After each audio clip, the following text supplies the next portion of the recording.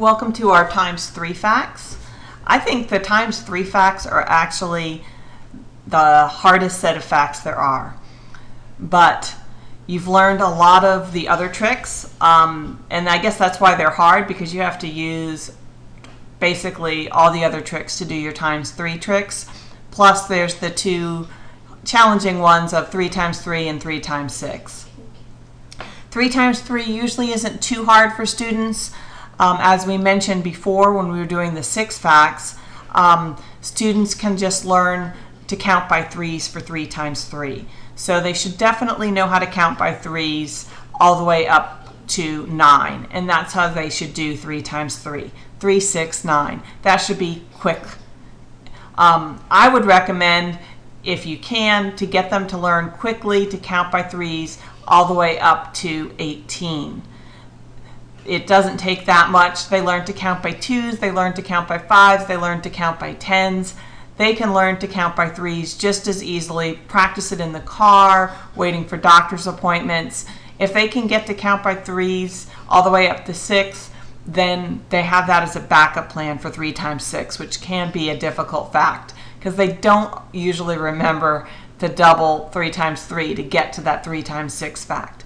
So if they can count by 3s up to 18, that is a great backup plan. Otherwise, the strategy for 3 times 6 is to remember that since 6 is twice 3, then we need to double the 3 times 3 fact, which is 9, to get the 3 times 6 fact. So 9 plus 9 gives us 18. And we talked about this when we did the 6 facts already. So basically this was all covered in that lesson. But work on counting by 3s. 3, 6, 9, 12, 15, 18. See if you can get your child to do those basic facts up that far, and that is a great strategy for these 3 facts. Don't forget, 7 times 3 is 21. 7 times 3 is 21. Your little song for 7 times 3. The rest of them are your regular other facts. We'll just go ahead and demonstrate the 3 times 6 fact one more time before we conclude this lesson.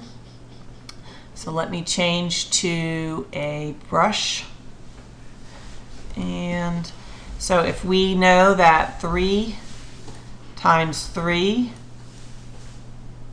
is equal to 9, and again we know this because we count by 3s, and I'll put little dots here on my 3 to help us count by 3s. So we go 3, 6, 9.